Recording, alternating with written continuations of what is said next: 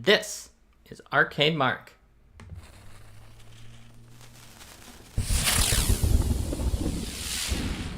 Hello everybody, welcome to Arcade Mark. Today we are going to be answering your game design questions, your pressing questions that you have about game design. So, if you are watching right now live, put your questions into the chat. Do it right now, even during this introductory statement that we're making, so that you will get your questions answered quickly.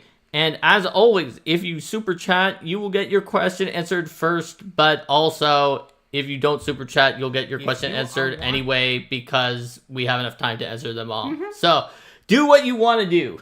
So, while I wait for questions in chat, I'm going to ask you, Mark, how did you first get interested in game design? Oh man, you're asking me the very first question from the Arcade Mark Asks interviews. That makes sense because I think I accidentally put this in the Arcade Mark Ask category instead of the Ask Arcade Mark category because I saw Arcade Mark Ask and Ask Mark. Mm-hmm. I was like, well, this isn't Ask Mark, so I clicked on that one. I was like, but that seems reversed. And of course, that's the interview category that I put this in by mistake, so we should change the playlist. But anyway, what was the question again? How did you first get interested in game design? How did I first get interested in game design? With it? All right, well, just honestly, I was very interested in game design sort of since I was little. I was like just starting off elementary school, and there was a kid on the same road who was 2 years older, so like deeper into elementary school. And they had a Super Nintendo, which I did not because my parents thought that playing games would like ruin my life and maybe it would make me a game designer or something like that instead of a successful career. Mm-hmm. Probably not that they thought I was going to be a game designer, but they did think it was bad for you to play games. So they've changed their mind on that. Well, maybe they resigned themselves. Or maybe they're like, see, we knew something would happen. But so anyway, they had Secret of Mana on the Super Nintendo. And so I wanted to play it. And they had gotten stuck and just been like, it's impossible. Or almost impossible. We'd have to grind up our level too much. The second boss was just too hard. They had to fight this second boss solo because they beat the first boss. They got a new party member who was saying to go into the Haunted Woods. But they were like, if we try to go into the Haunted Woods, we can't because we need the axe to get into the Haunted Woods. So we just go into the place we have to go to get the axe, and then the party member gets fed up and leaves, and then we fight this boss solo and we can't win. Mm-hmm. So I was like, okay, but let me just see. Like, maybe it was less that, like, back then I wasn't old enough to be a game designer. I was just old enough to be stubborn. And so they were like, I'm telling you, you can't. Mm-hmm. So I went over and we went through the Haunted Forest a little. I'm like, well, we could go a little bit through it. And I was like, oh wait, there's this bone thing. And they're like, see that? We were not going to be able to chop that thing down with the weapons that we have. I was like, oh, I'll try with the weapon I have. I tried to chop it down. Mm-hmm. And then it was like, this is a bone thing. It's too hard. We can't chop it down with the weapons we have. We're going to need an axe, it said in the game. And they're like, see? Mm-hmm. See? You need an axe. And then the new party member who wanted to go through there was like, I guess we'll have to go to the Gaia's Navel and ask the dwarves to make us an axe. Mm-hmm. And so then we went there, and they're like, and now she's just going to leave to go to the woods. But she didn't leave to go to the woods. She stayed because we had gone to the place that needed the axe. Mm-hmm. And so then we had 2 party members to fight the boss, which we easily beat. And from there on out, like, people were like, wow, Mark, you figured it out. It was really just maybe I was very stubborn and mm-hmm. wanted to try all angles of it. I was like, they're not going to make a game that's impossible to win. And it turned out that there was a way through it. And so maybe that's an example of when I was really little that I was interested in game design. And I just kind of stayed interested, got more interested in various aspects of it along the way. So, let's see what other questions people have asked. So we have a question from Rohit. It seems to me that over the past decade or so, RPG design has tended towards rules-light and narrative games. Was their design for Pathfinder 2e affected by this trend? Note that I don't mean to say narrative games are rules-light, but the tendency to have fewer rules or have more narrative elements is there. So, yeah, I think you can actually, like Rohit suggests, you could have a narrative game that's actually very rules-heavy. and still be one that puts an emphasis on narrative. They're not necessarily orthogonal. For example, I think that like World of Darkness style games would tell you, the people who make them at least would tell you they're definitely narrative games. Mm-hmm. They may also tell you that they're rules light games. They are not rules light. They're extremely crunchy, rules heavy games, but they are very focused on narrative, and all the rules serve to fulfill certain things in the narrative. But in terms of the RPG design of the past decade or so, I would say that it has been influenced by the fact that friction or impenetrability of your game cause your game to die alone in the darkness. So what you see is a lot of games that try to make themselves as frictionless as possible so that it's very, very easy to learn them and play them. And then there's a chance that they will do all right for themselves. And so also, because the ones that are easier to learn get more traction, you also will have heard of the ones that are easier to learn that survived over ones that had like, I don't know, like I've heard people at conventions who tell me about their rules heavy RPGs that they wrote, but that weren't necessarily very successful, that were probably very well designed games, but that aren't any ones you would have heard of because they were very difficult to deal with. Like one person at a convention was telling me they had these rules that were very sophisticated and complete for like, that involved spaceship combat, and it had like headings and 360 degree angles, and like every possible thing was dealt, and Linda knows because she heard about this too, was dealt with by some very complex really rolls cool of the die. figures and stuff like there that were too. figures, and the figures have been cleverly engineered so that you could point in which of the directions at 360 degrees that it was facing. And probably almost nobody has ever heard of that game because it just didn't make it. If you're small, you kind of almost have to be easy to pick up. Mm-hmm. And so the thing about Pathfinder 2e is that it was never designed to be small, right? So in that sense, Pathfinder 2e was trying to solve a different optimization problem. Obviously, being extra techie, more techie than you have to be in order to do what you want to do is not necessarily a good idea. Typically, there are two types of sort of like techiness that a game can have. There's complexity. That means like how hard is it to get into the game? What's the barrier of entry? How complicated is it? Then there's depth. Depth is like how many options are there? How much can you do with the game? What is like the game's feature space? And typically, in order to obtain a certain amount of depth, you need to pay the price as a game designer of adding complexity, and the complexity that can lead to the depth.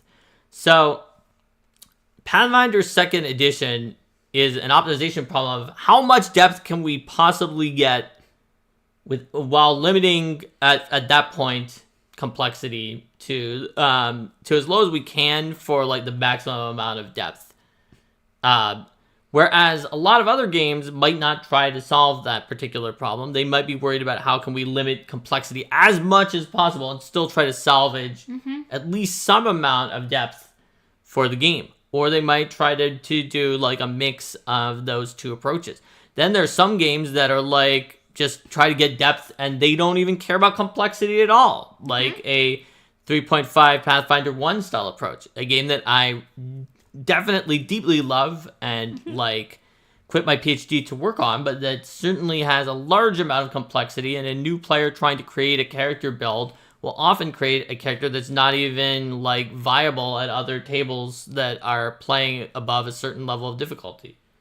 So I would say that it's true that most of the games you've heard of are all rules light, but that's just because of like the situation in the public space full of games. So Rohit asked, well, you would say that depth is the goal and complexity is the GP? Yes. Well, to go back to our episode talking about currencies and talking about economies, in the economy of game design, depth is one of the things that you're looking for, but not necessarily. Some game designers don't care.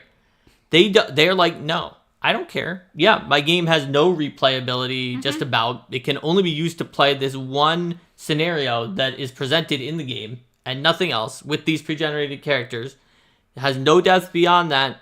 And it has a few different, if you replayed the exact same game, you get slightly different results depending on who was playing which characters and how well they did. But, there's just not a lot of customization or depth, and that's okay. There's nothing bad about that. So there's a bit of a fundamental unstated assumption what you're talking about here, that depth is the ability to make different choices and to see different outcomes in the game. Yes, and to explore a feature-rich space, where some games are meant to be a very narrow and specific thing. And so I would say instead that complexity is a kind of GP or currency the game designers have to spend. And depth is one of the things you can buy for that complexity. Other things you can buy for that complexity include narrative or story themed effects. And so World of Darkness, for example, spends tons of complexity as their cost to get some really strong narrative things that are put in there, but at a big cost, right? If you're saying, well, I don't know if you need to spend any complexity to add narrative to a game, couldn't you just spend none?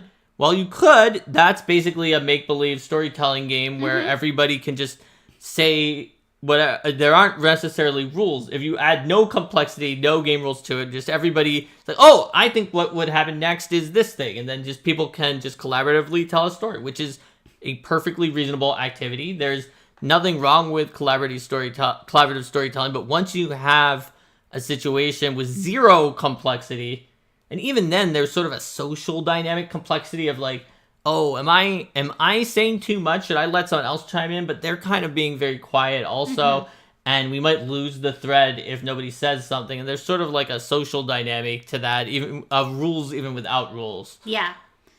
So we have a question from Rico. In a vacuum, not necessarily how you've done it, how early into something like class or monster design do you think about unique mechanics you want to bring in? Or from a different angle, how often do you do something like core mechanical idea before coming up with a more narrative concept that fits it? I think that happens sometimes. Basically, it depends on, do you start with the narrative concept or the mechanical concept? And I've started with either. For example, having a narrative concept of, or having a mechanical concept of dragons, playable dragons. It sort of is a narrative concept, right? But the more narrative concept of, well, there's a Lux Aeterna ritual, which allows dragons to, using time magic and various other features, draw their power from the future right into themselves. It short circuits their magic. That, I would say, is part of the narrative concept, and I didn't have all of that at first when I started with what I was looking for, which was playable dragons, which is sort of a mechanical and a narrative idea. There can be other situations where you have an even more techie and narrative thing more techie and mechanical thing that's even less narrative and even less tied to anything else. And it's just I want to do something that's a variable action spell. I don't think there's enough of them. I don't know what it's going to be. It could be literally anything, as long as it's a variable action spell. I've had situations like that where it was just do any variable action spell. And so in those situations, just basically it's you work in a different direction because you have your constraint, and typically from there, the next thing I do isn't try to figure out more of the mechanics of the variable action, but I skip all the way back and come up with my narrative concept of what the spell is going to be, while keeping in mind my mechanical constraints. Yeah, I mean, we say start with the concept in all of our building workshops for a reason. For me, I definitely tend to think things as a more narrative first perspective. I think this is also in part from someone who comes from adventure design, that I'm always thinking about what is the story of this? What is the story of this creature? And how is that going to inform what I want that creature to do? I might then be okay, what is the story of this creature? What, broadly speaking, is its role? What does that mean for its level and its general stat array? But I'm gonna know, is this a kind of thing that, what kind of level is this thing? I'm gonna know what generally I want it to be doing. I'm gonna know some of these things the the line between mechanics and narrative blurs a bit, right? Like, you know, if you're going to want something to be a big bruiser versus a spellcaster, that's mechanical too, but it also is the role in the story too. Right. Rico says, I'm curious if most people have a strong tendency to start with either mechanics or narrative, and Mark is an exception, like a mechanics narrative switch hitter. I don't know. I do know one thing, which is that when people start talking about like gamer types, like we had a friend in college who was always trying to classify everybody as the Magic the Gathering player types, like Timmy, Johnny, Spike, Vorthos, or Melvin. And like his conclusion was that I was strong all of them. He was like, it's not even like you, Mark, have the same value as the rest of us, and it's just divided roughly evenly among all 5 of those categories. But you're as strong in any of those 5 as most of the other people, and you're strong in all of them, is what he said. So it may be the case that I just am in some classifications most of the gamer types. I think that when I'm not going from the narrative first, it's sometimes when I look at existing mechanics for inspiration and think about whether they fit the narrative. If I'm like, okay, you know, I'm working on an ancestry and I need some more feats, I might look at like what kinds of feats are out there and be like, oh yeah, there's feats that do this kind of general thing. What would be something similar that might make sense for the story of the ancestry, and then how would that be resolved? So I can draw inspiration from mechanics too. But then I'm like, does it fit the story? And then if not, how would I change it to fit the story? In general, I would say it's less likely that you're starting with a mechanic purely out of the ether. Mm-hmm. Unless you just got a daydream for a fun mechanical idea that just seemed cool. Just basically because of the fact that generally when starting with a concept is more likely to happen if you're a GM in the middle of your campaign. Now, as a game designer, I have started with a mechanic more often because I had a situation like I mentioned with like, this must be a variable spell. Or, let's see, there was a time that I was being tested for a game designer where they were like, suppose in this situation you were told that the book needed to be copy fit by adding a spell that had exactly this alphabetization and had these 5 very specific qualities. And they were like, but they told you nothing else. Mm-hmm. Like, those kind of situations are fairly common, and that's where it would be more likely to show up, where it's like, it has to have this stuff in it. Yeah. Or another case, like, for example, when working on the development on Elemental Storm, and the fact that went from being an OGL product to an orc product midstream, and that there were spells that then didn't exist, that the authors had originally put in there. That's when I was starting to look at things like, okay, you know, this is a creature that has to do with time, and it's this level, which means that I want some kind of a time spell at this level, and I want one that's going to be like a crowd control type thing, and I want one that's going to be able to deal damage in some kind of way. So then it was more of like it is a concept, but it's a concept that's like, you know, time crowd control level 5. As opposed to like, and the story of how this creature does this is. Exactly.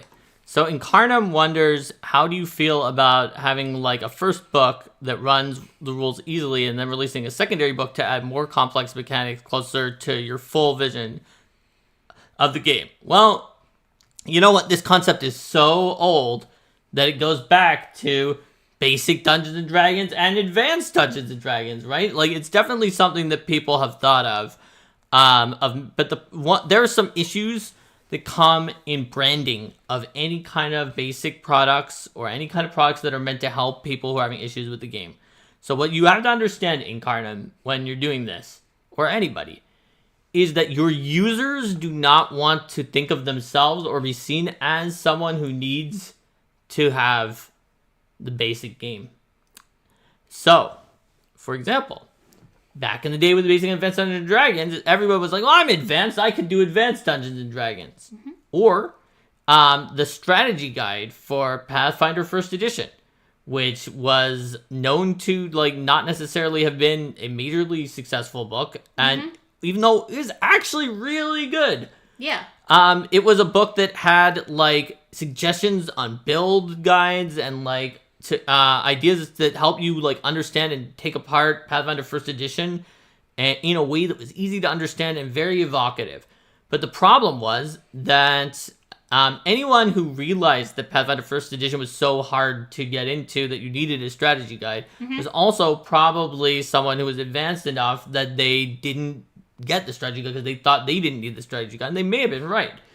And some of them maybe could have used some things from the strategy guide, but the problem was that nobody was going to get that strategy guide. To an extent, D&D 5e 2014 really did itself a favor, honestly, by releasing their beginner box before the core rules. Because a lot of people who are experienced won't buy a beginner product, even though it could be helpful for teaching new players. But if that's the first way to that get was access, the only way to get it yeah, at the time. So a lot of people did buy it. It was actually, it wasn't as deluxe as the Pathfinder beginner box and what it included.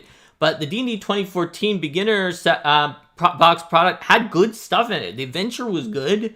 Like, everything that was in it worked well. And, like, that probably helped because people wound up having a beginner version. Whereas it's hard to actually get your player base to buy a beginner version because they don't like being talked down to. Most people who play tabletop RPGs are used to being, like, in general, like the smart person at the table or the smart person at the group. So any product that makes them feel like not that way won't jive with them as well. Yeah, I mean, those kinds of things, it was really interesting when working on the Pathfinder Academy stuff because, there was sort of this sense of a dual objective of, like, you want to be something that onboards players that are new, but also is something that's good for younger new players.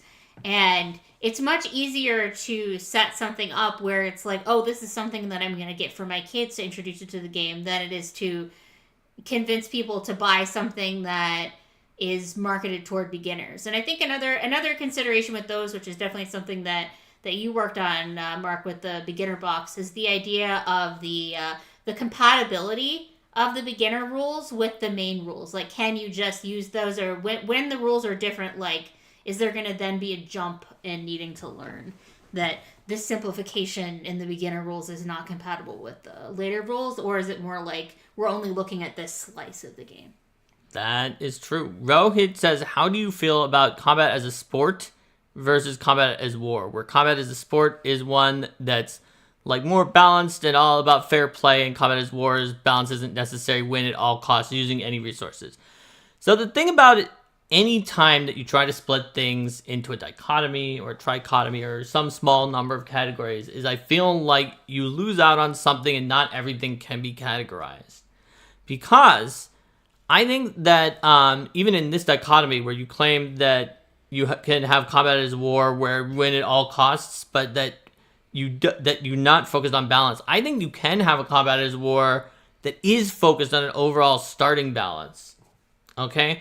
So I would say in terms of how I feel, how I want to play, I typically play as combat as war.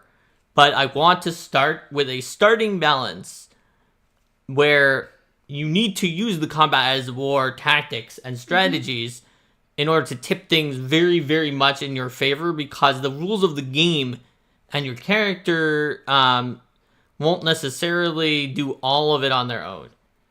And so, but that when you combine that with how you act and how you play, then you can just do some ridiculous stuff. So, like the hardest mode on Tactics RPG. Yeah, so Linda is talking about when I'm playing a Tactics RPG, what I will do is I will generally play the hardest mode, unless it is just like absolutely, completely masochistically impossible and is made only for New Game Pluses or something.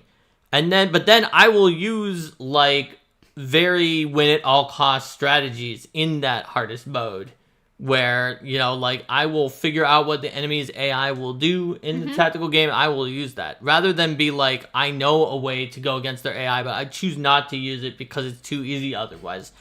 So I don't like a situation where my strongest unit in the tactical RPG is obviously so strong that I could just field only them and just run out and kill everything, and I would win in the number of turns allotted or whatever the requirements are, where essentially I had won just ahead of time because my numbers. I prefer a situation where through a combination of smart numbers, abilities, and building every character carefully, and then playing with good tactics and strategies, I can take that and turn it into potentially a crushing victory where there wasn't a whole lot of balance and I won at all costs. So it's kind of a combination of both of these factors in that case.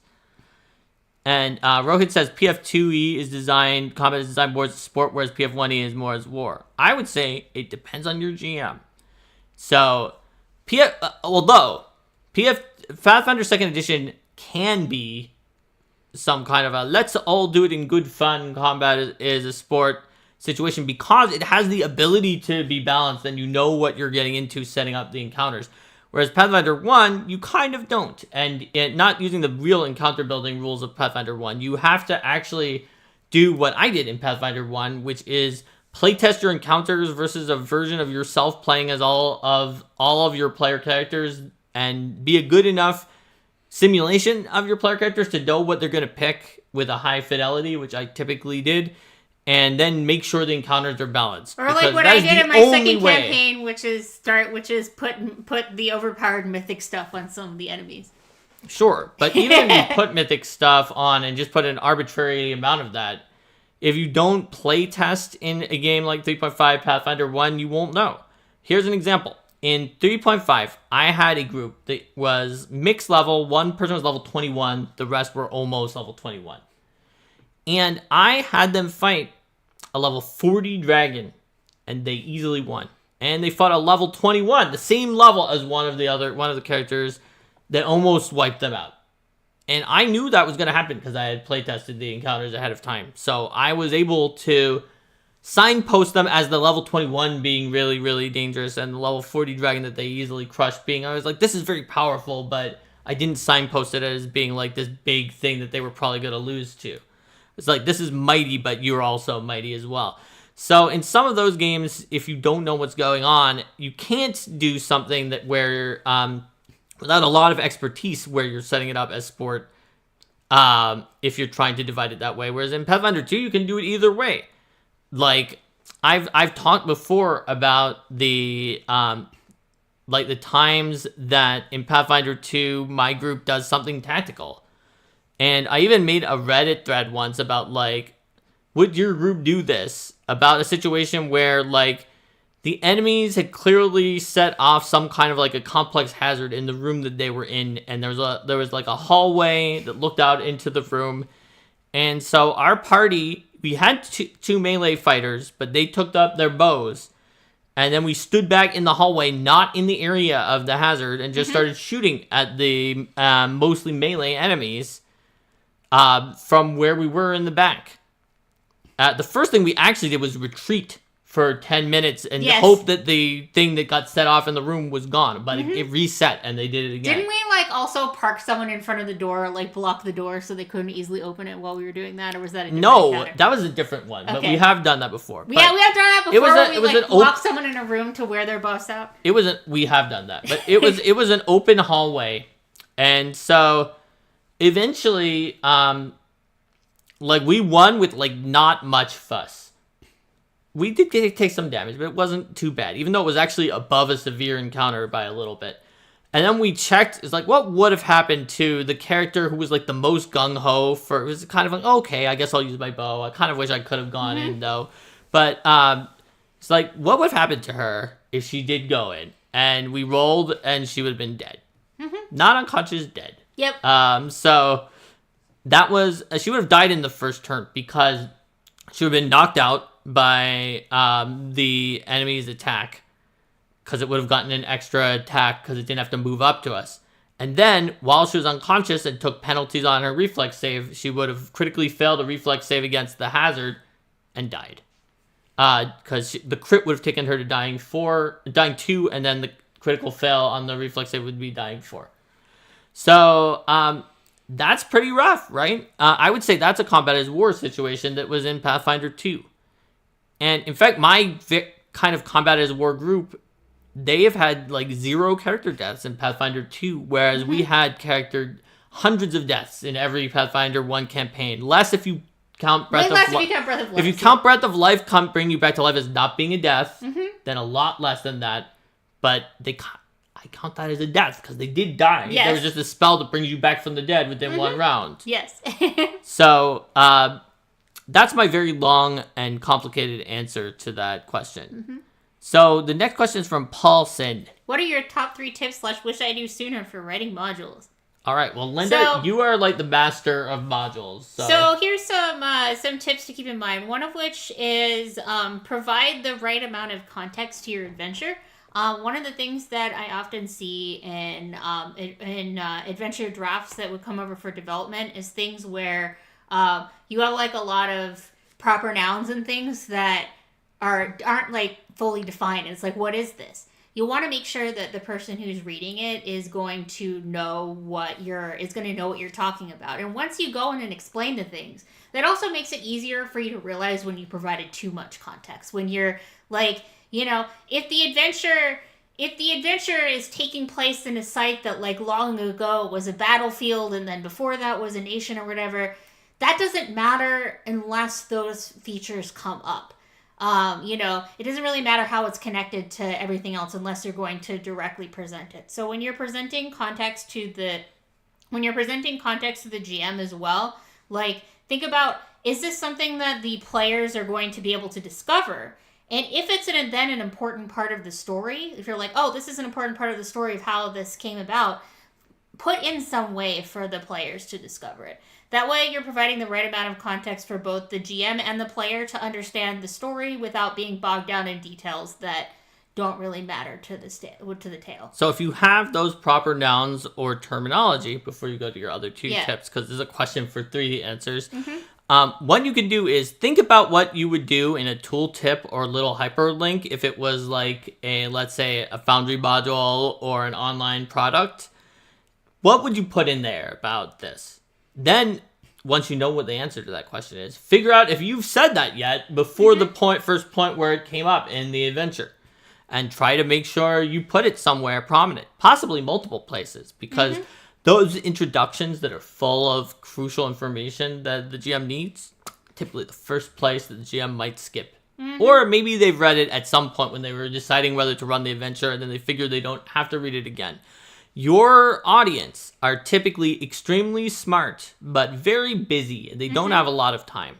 So when I say they probably skipped it, it's not because they're like herded or whatever, I don't have to skip it, or even because they're like, I'm the greatest, I don't need to even read Maybe this to they run skimmed it a few months ago, Yeah, and then they're they don't have a lot adventure. of time, so they go as quickly as they can with their busy lives. And as sort of like a sub-tip like that, provide references to where things are if they're not on the same page. Like if you're like, this person like tells you the story of how they got here as provided in the adventure description on page 12 or something like that. If you're referencing something else so people can flip back and forth and have that contextual information. That's right. I would say a second tip would be make sure that character decisions and actions matter. If you're presenting a branching point in an adventure, make sure that like the PCs choose A versus choosing B, something different happens. From choosing A or choosing B. Otherwise, it's not worth like writing out that there's a decision. And you're saying that if going west or going east, you get attacked by a river drake either way, that maybe you should just have one branch. Yeah, just have like one path or something like that. And also like make sure that the checks matter. So if there's a situation where the PCs there's no time pressure and the PCs can just keep rolling checks and nothing bad happens, then that's the case where checks don't matter. But checks also don't matter if the consequence is something that the PCs can remove before the next time that they care. So for example, if you fail your check, you set off this trap, but you have plenty of time to heal before something else happens, then that didn't really matter one way or the other. That's right. So checks matter and decisions matter. And I would say that a third one would be to, speaking of decisions, I would recommend, you can potentially hold this in your head if it's a simple enough adventure, but drawing out diagrams or using other visual references is great. Give yourself a map of your adventure, and then for those choices, what happens if the PCs choose each thing, and make sure that you have a path back to your conclusion. A lot of adventures will they have a single point where they start, and then maybe they branch out and among different choices, and then they probably have either one way they end with like maybe a slight variation if you're looking at a published narrow, adventure. wide, narrow. Narrow, wide, narrow. So make sure everything's gonna tailor it back in there. And if you have space constraints in writing the module, you might not be able to describe every possible way. I mean, nobody can describe every possible way that the PCs could possibly interact with something, right? But consider like, what are some likely decisions that the characters might make? If you present a character that seems sympathetic, then the players aren't necessarily going to want to go straight to violence with that character. Whereas if you present a character that's like, this is a demon, this demon hates all life and is going to try to attack and cannot be, and fights to the death, like, you don't need to waste page space on, actually my party is entirely demons and they are going to be able to reason with, these very bizarre kinds of circumstances. Because it does take word count and page space. So if it's something that's like a very weird party composition might lead to something unusual here. But if it's something where the party composition isn't as unusual, then it may be worth mentioning. Like, for example, a character that behaves differently if there's a cleric in the party. Or like if there's someone who worships a particular deity. Or like if there's somebody who like casts an arcane spell. That's a lot more reasonable than spending your time writing out like, well, if the party that comes here is entirely skeletons, then.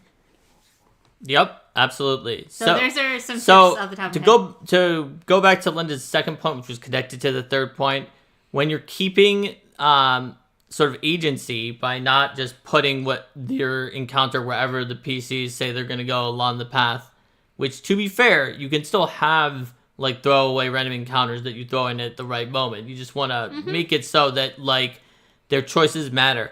Make sure that you also don't write an adventure that says the PCs will do X and then this writes in their actions for them. Yes. As a matter of fact, that's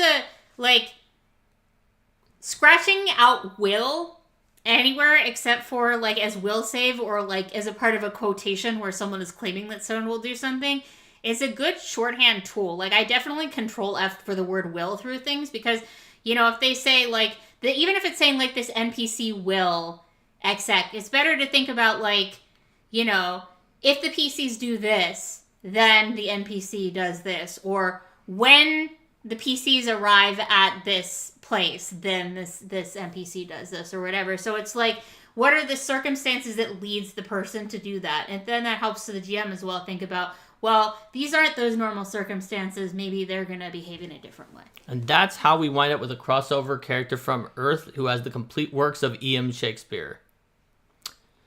So, if we take a look at the next questions from Rico, who says, I don't want advice from designers. Give me some rando on the internet to provide a build guide instead. Who is this Rogue Eidolon fellow anyway? So it's funny that you should ask it that way because, as it turns out, I have had a time before where there was someone who was like talking to me online and they knew I was Mark Seifter, who was a game designer who, worked at Paizo and all that. But they tried to tell me that, like, I was wrong about something, and by referencing the Rogue Eidolon build guide, it's like, the Rogue Eidolon build guide says X. I was like, I know the deep magic of the Rogue Eidolon build guide. I was there when it was written, and I wrote it. Yes. Because I am Rogue Eidolon. And then they suddenly, like, respected me more for being the build guide author than they did for, like, actually writing the book. I guess they liked your guides. I think that it's not even all that uncommon for people to respect build guide authors more than the actual author of the product. And there's a comment from Paul Santier, starter set being a better marketing term. Than basic game. Than basic, yeah. Yeah, absolutely. Mad Guy Dave had said that video game tactical RPGs are susceptible sometimes to repetitive strategies that would work in a way that TTRPG might not, depending on your GM. Rico said, how many apostrophes are too many in a character name, assuming you're not feeding it into a regex at some point? So at Paizo, there was a specific limit that was told to everyone at Paizo, which is that in your career at Paizo, you get one apostrophe in a character name. I don't think I ever used mine. I didn't use my apostrophe either. It's just like hoarding your Mega Elixir. You're never going to use it if it's your But one a thing. roll for combat, I immediately got into Actually, a situation I may where... have as a freelancer when I was doing Plane of Air stuff, potentially. But, a roll for combat, I immediately got into a situation where Gamayun ancestry had an apostrophe in it, G apostrophe Mayun. Mm-hmm. And so I was like, their ancestry name has an apostrophe. Obviously, they use apostrophes. Mm-hmm. So then I put apostrophes in most of the example names and just used all the apostrophes. You're like, freedom! Freedom from the apostrophe restrictions. Not that I'm like super obsessed with apostrophes anyway. It was just funny. It is just funny. Rohit says, what are your thoughts on Vancian casting? In some way, it might seem anachronistic and immersion breaking, but on the other hand, D&D 4E was the only one that didn't use it and was kind of divisive. I think 4E was divisive for other reasons.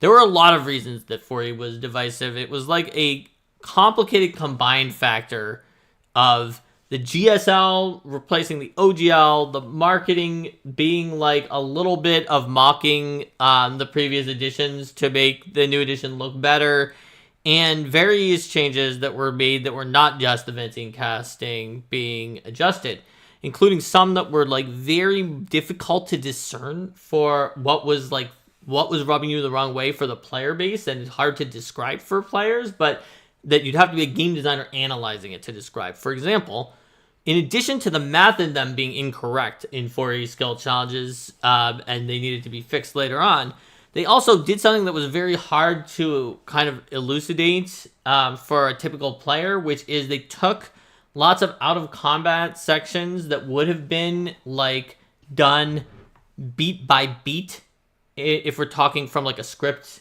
or a narrative perspective, where you play the scene out beat by beat, and turned it into scene by scene, where you're just doing a single check to bypass that scene and go on to the next scene, where it would be like, okay, now the guards are coming after you. It's like, all right, well, it says in skill challenges I can roll nature instead of the things you would normally use for stealth. I'm going to use nature to like have the woods swallow us up and get us to be not noticed by the guards and take us to the vault. It's like, okay, you did that, now you're at the vault.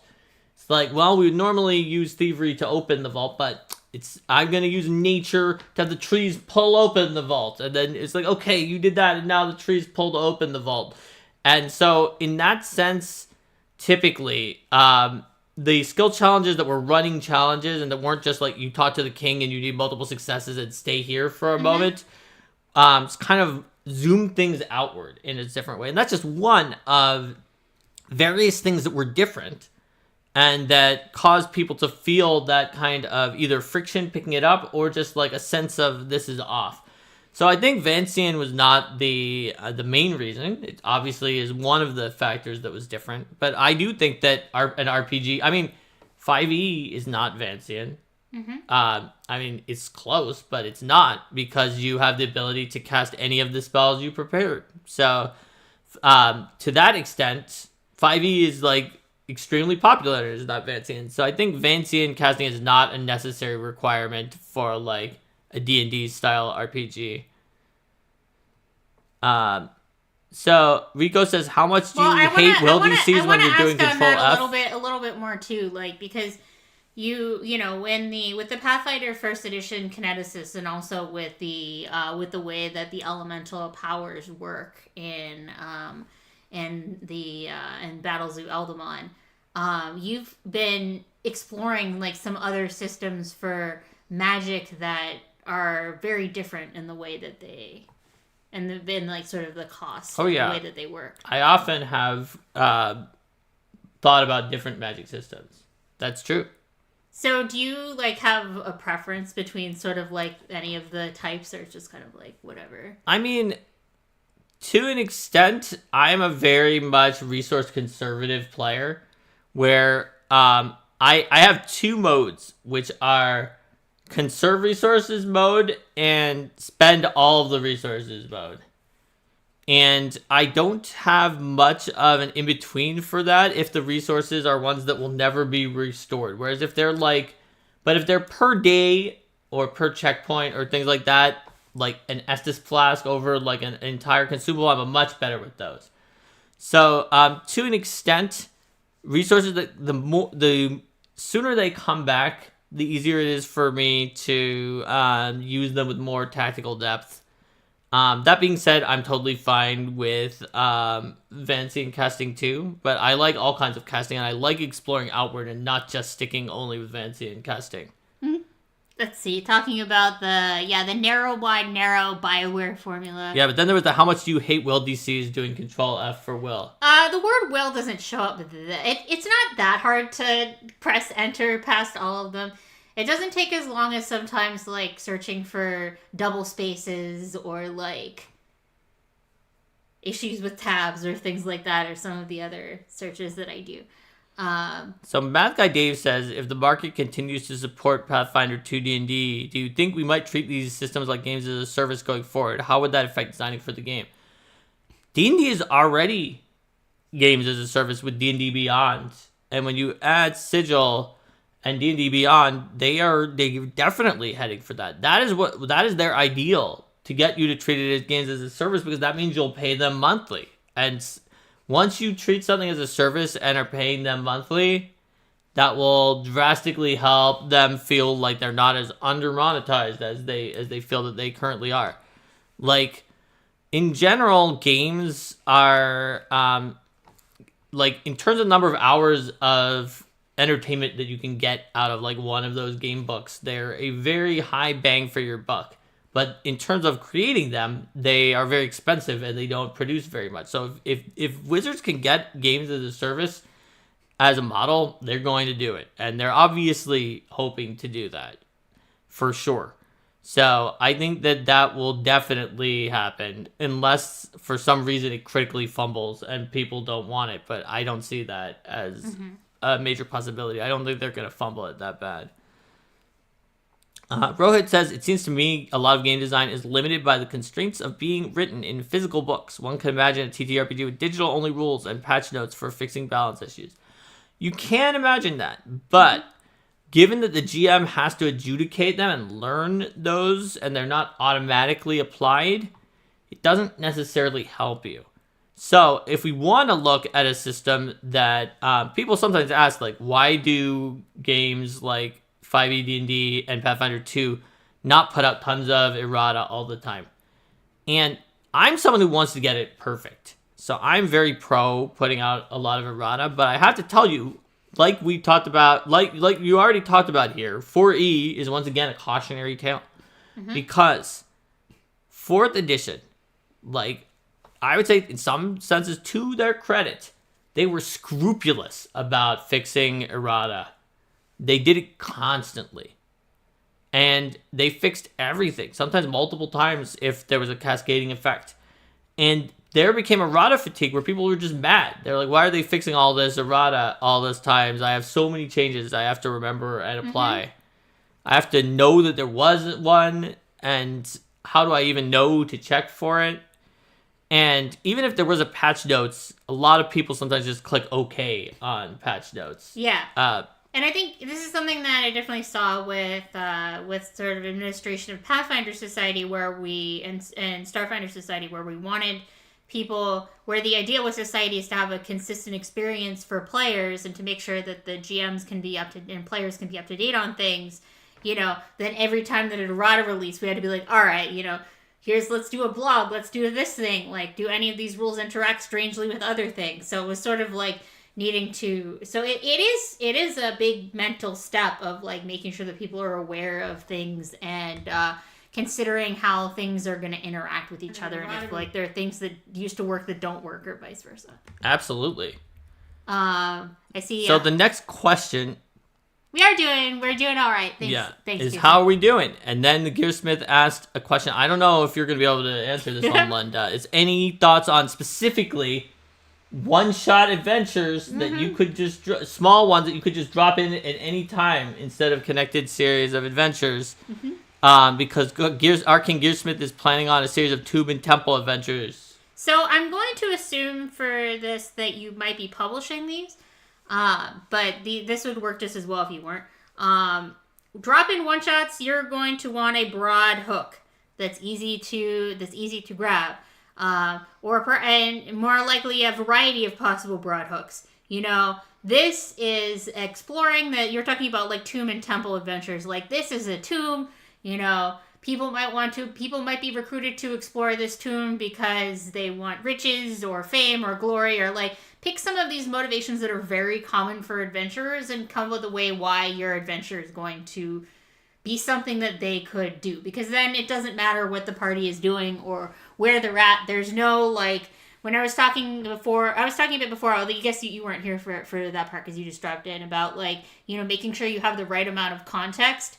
These kinds of things often, I mean, there's a reason why like Pathfinder Society, Starfinder Society adventures start with sort of the premise that like, you're all part of an adventuring group. Here's the person who says, here is mission, go do. Because having some person at the beginning who is like, here's mission, go do, here's all context you need, is very, very useful for these kinds of one-shot adventures. Or like, you know, either that or like you discover a letter that has the context, but a compact way to say, this is where you are, and this is where you're going.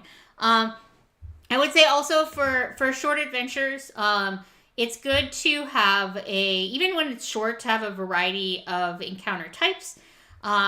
You know, to have like, you know, some combat stuff, some social stuff, some skill stuff, that sort of thing. So you have different things for different players. To have, you know, at least one encounter that has a significant choice in how you might handle that.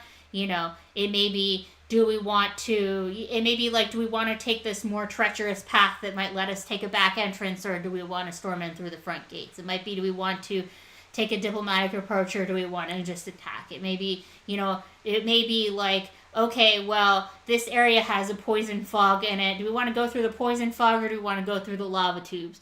You know, some kind of a choice that's going to matter. And I would also say that that just because something is a short little thing doesn't mean that it can't be memorable. So having some kind of a thing that the characters will take with them from that experience. Whether that's, you know, some kind of an interesting item, or some kind of piece of information, or an ally, or like some kind of weird effect, or like a mystery that they might be able to come back to later. Absolutely. Those are some thoughts that I have on that. So, our next... I would also say that that like you that you want to make sure that you have variety in your encounters as well. There can be some temptation to be like, oh yeah, you know, this is the bandit hideout, so every room has like bandit times 3 or bandit times 4 or things like that, because that helps you save page space. It's generally better to design to have fewer encounters that are interesting, rather than falling back on like repeating things, or to use encounters that are like different but simple. Like, okay, you know, in this room you encounter mindless creatures. Mindless creatures are great for short encounter design, because you can just be like, stats are on this page in the monster core. The ooze drops down from the ceiling, attacks the nearest PC, and fights to the death. Like, it's very quick to express that kind of thing. And then you can make something interesting, like in the map, that makes that encounter more dynamic. Yeah, for sure. So the next question is from Incarnum. With D&D's rise in popularity, do you think games using a D20 design are more likely to succeed because they're familiar to the growing player base? I think not necessarily. I think that what you're going to see is, with the exception of something that has the pull of, like, say, the Cosmere RPG with the Brandon Sanderson connection, you're going to be more likely to see like D&D's gravitational pull sort of cannibalize games to the extent of the Adventure Time RPG, which was initially going to be a unique system that also had like a secondary thing where they were going to do a 5e version, but then it eventually got pulled into being a 5e version that as a secondary thing would have a unique system, and then eventually became just a 5e version only. So I think that once you are close and you're past that sort of event horizon of being close to D&D, it's going to be hard for you, if you don't have Brandon Sanderson type name, to not like make it just be based heavily on D&D so that you could even more so pull in the D&D 5e crowd by being like, it's exactly what you're used to, but also with these cool things that we did. And so you're going to see more that are like that, and except the people who are intentionally like, it's not like D&D at all. For those of you who don't like D&D, it does all the things that D&D doesn't, because D&D is bad in all of these ways, because some people really have a lot of problems with it. And not in the, like, we don't like D&D, so we play Pathfinder, which is very similar to D&D in terms of TTRPGs, but in the, like, we don't like D&D, so we play this extremely niche, artistic indie game. And so, to a lot of extent, a lot of games are going to be, like, being either pulled towards being the D&D or being, like, the anti-D&D, or somewhere that stakes out a very different position. Here's an interesting question. Speaking of D20s, what's your preference on a mechanical resolution probability curve? Flat D20, more of a curve like 3d6, 2d10, 1d8 plus 1d12? I feel like a D20 is one that I don't necessarily prefer because it is gigantic. It's a gigantic swing, but it's kind of like in a little bit of a it's in a little bit of a bad spot among different kinds of die sizes. That being said, a lot of the games I love very, very much are D20 games. Anyway, but a D100 swings even further, but it also allows you to very granularly increase something by 1%. Whereas a D20 already is like ridiculously swingy, and things can only go up by the granularity of 5%, which means that you're not going to get into the exact counting the percentages, but it's still like so random, and you know the difference between the 20 and the 1 is just so far away from each other. I appreciate systems that use different die sizes to express how good characters are at something, not just like for damage, but for direct rolls and things like that. I think that's a really interesting way to be like, well, you know, you're so much more likely to succeed if you're a character that's really good at something than you are if you're a character that isn't. I also like the sort of the fistful of D10s type thing that happens with World of Darkness, where it's like, okay, you know, if you are pretty good, if you are like really good at something, you're probably going to do pretty well. But sometimes you won't, and then it's hilarious. But, like, the chance that you, like, trip and fall on your face is lower if you're a character that's, like, really good at something. And the character who's really not good at something, it's just not going to work for them. So you need to play more to your character's strengths in that way. Anything that can give good degrees of success is good. So dice pools can do it because you count up how many successes you had in the pool to determine what you've done. In fact, dice pools have as many degrees of success as you have potentially dice in your pool. Yeah, and sort of like that 10 is plus 2, 1 is minus 1 type thing. I do like that too. Absolutely.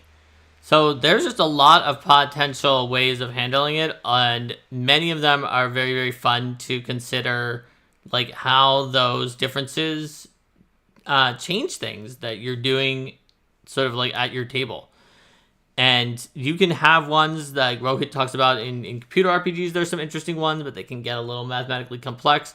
Board games have them sometimes, right? Like Gloomhaven has a card deck that's kind of like rolling a d20, where the things that are on there are like a critical fumble, a critical hit, and then a bunch of things that like up your result by like up by 1 or down by 1 or neutral. And then you can also cheat the d20 by changing what die faces you have, essentially, by taking out some of the bad rolls and adding in even cooler or special good rolls onto it. And so it's like kind of like a die that's done with a deck of cards. Yeah, and if you have like kind of upgradable dice, we've done some playing around with that, where it's like you have a fudge dice type thing, where you have like some pluses, some minuses, and some neutrals, but you can upgrade those to increase the number of pluses and decrease the number of minuses to have that be another way that you express how good your character is at a thing. Absolutely. There are other games that do that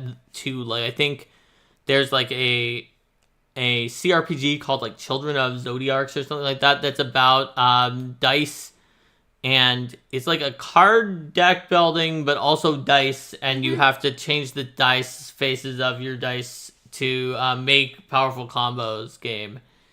And that can always be an interesting thing to do. So if you take a look at all those resolution mechanics, you'll see that they each have different implications. Like a card deck drawing, or something that you can sometimes do with like popsicle sticks to simulate a die with all 1 through 20 on them, means that you won't see the same number again until you replace them, either by drawing everything, or if you have a rule that a 1 or a 20 replaces them. So you're not going to have runs of great success and runs of great failure. Or at least much less. Yeah. Because you might have a rule that 1 or 20 forces a shuffle, which is similar to what Gloomhaven has with their crits and crit fumbles. So you could theoretically have runs of great successes or failures by continually drawing the 1 or 20, but it's very unlikely. Because usually there is some kind of shuffling mechanic like that, so you can't get to the point where it's like, well, we've drawn everything but the 2 and the 4, so we know what the ones that are left have to be. There you go. Math Guy Dave wants to build a TTRPG reliant on shaking a lava lamp for resolving checks. You could also do one with the magic 8-ball. Yeah. It's like, if their sources say yes, then it's a success, and if it's like no, then it's a failure, and if they're like ask again later, then it's a neutral result for the degrees of success. And Rohit says TTRPG where you do real world astrology calculations. Look, or phone out to translate the level and position into a random number. You know what? I'm sure that someone's done that. Like Final Fantasy Tactics for the PlayStation 1 did some astrology calculations where it was like, if this sign was said to be incompatible with that sign, based on your characters, you would be able to like do more damage to the person that your sign was not compatible with, but you would heal them for less or something like that. Rico says, I have a buddy we don't trust to shuffle because he will get that null card that forces a reshuffle on top 3 times in a row. Yeah? You know what? We all know that person. Yep. And we also know the person who will get the double, the basically the natural 20 card. And then you wind up with your mimetically lucky people and your mimetically unlucky people based on how much of a big deal they make about their successes versus their failures. Yep. Sometimes that's true. We have people who are like equally lucky, but they seem to be very lucky or unlucky because they make a huge deal when they succeed. We have one player who's like, oh man, is like laughing and happy and making a huge deal when he rolls well, and then he rolls bad. He's just like, meh. He's just like, I miss. And then his turn goes past. And then everyone always remembers the good rolls. Yep.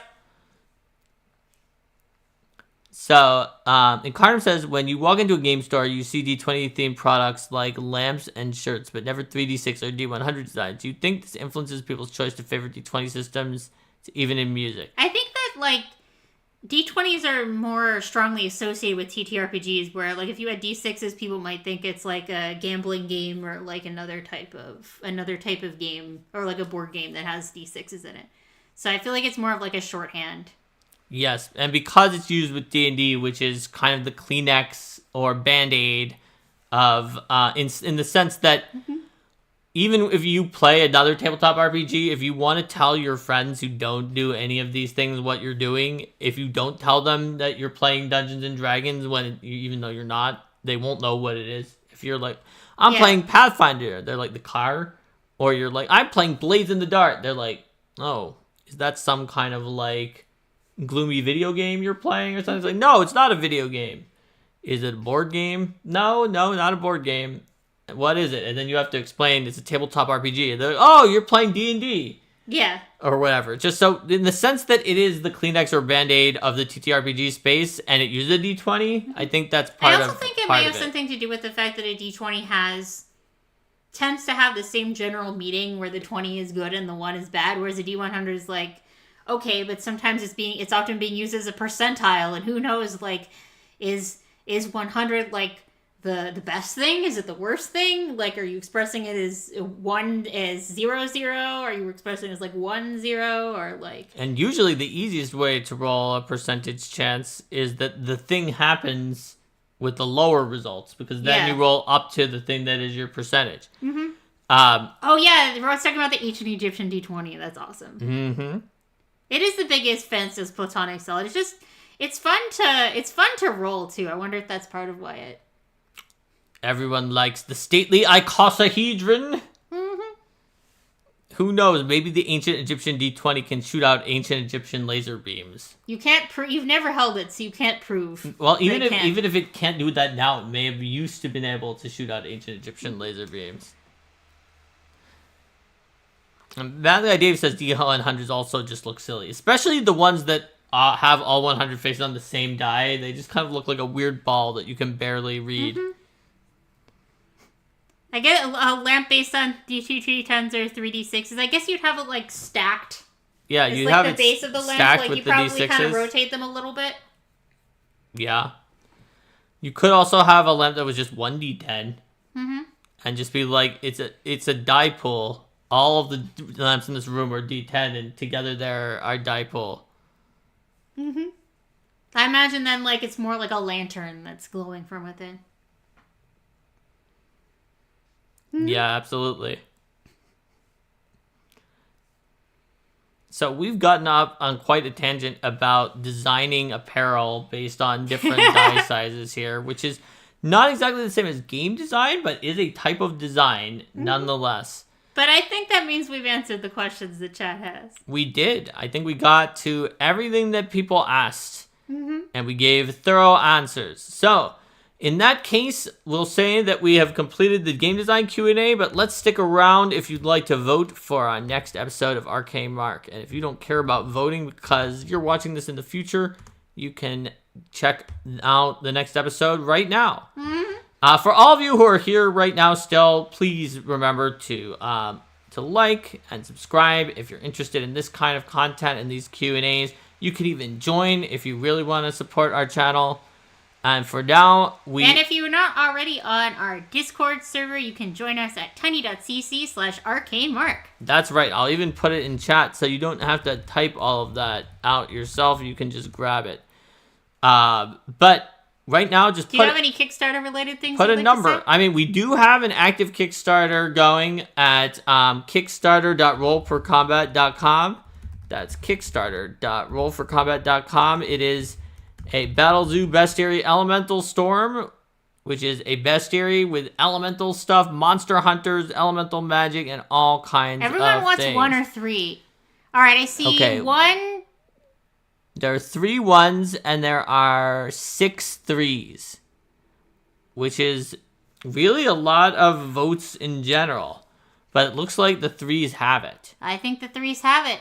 It's going to be Design Diaries How to Play Test. So we can talk about it both from the perspective of, if you're a designer and you want to play test your stuff, and I imagine we can also talk about if you are play testing.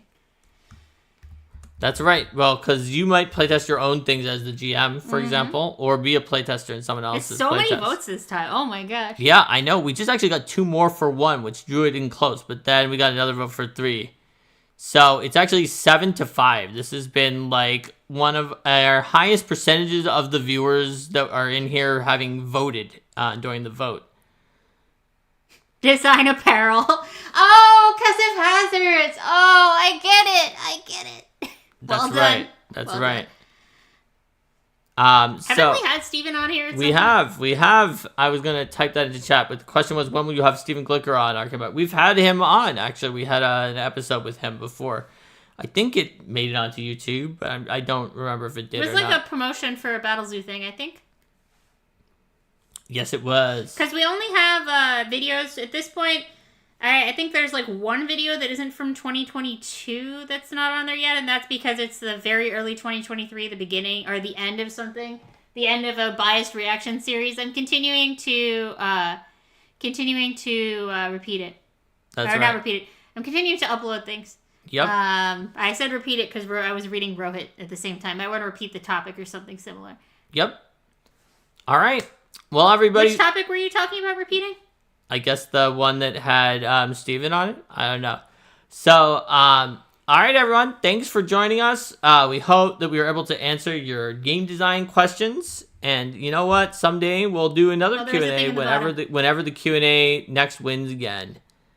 Malachi Dave says how to make clickbait thumbnails for your YouTube channel. And then said, sorry, Steven. You know what? Steven learned. Rohit said today's topic we might want to repeat or something similar. Well, Rohit, we have on, nobody voted for 2, but we had Ask RK Mark, Save My Game, Q&A. We have different Q&As. And so we will get to a game designy one at some point as we cycle through those. But I think that Steven could help people make better thumbnails. He learned from the best because his thumbnails used to be less baity, but then other people showed him how to make them baity. Ours are currently as baity as I'm willing to tolerate. Ours are not really very baity at all. I know. They exist. They have faces. That's good. Also, honestly, clickbait definitionally is something that is one of those things like, your doctor doesn't want you to learn this secret tip to eternal youth or something that doesn't actually give you eternal youth. And then it'll be like, hey, maybe don't eat 3 cakes in one sitting. Or it'll just not even cover that. Like phone ads for games that are about something completely different than the weird thing that they show. Yeah. Those are clickbait. Whereas something that is actually about the topic that it's on, even though the thing that's in the thumbnail is very provocative, that's a very provocative thumbnail, but it's not clickbait if it actually is about that. Now, that being said, sometimes Steven doesn't talk that much about his topic, even if his thumbnail is very sedate. So, to that extent, it could be considered baity if I don't, draw him back to the topic. Secret game design information from Bark. Parentheses, actual game design information. Yes. Yeah, there you go. You and can bait without bait and switch. Yeah, exactly. Yes, exactly. And that's just what clickbait is. But some people have taken it to basically just being any thumb that they don't want to see. I have a request for doing an episode about adventure design. I think we've done one for that, but it's been a while. So we have done one on adventure design, but Frederick Glacier has a different one, which is how to customize an adventure for your table. So it's I've got the pre-written adventure, and I want to tweak and customize it.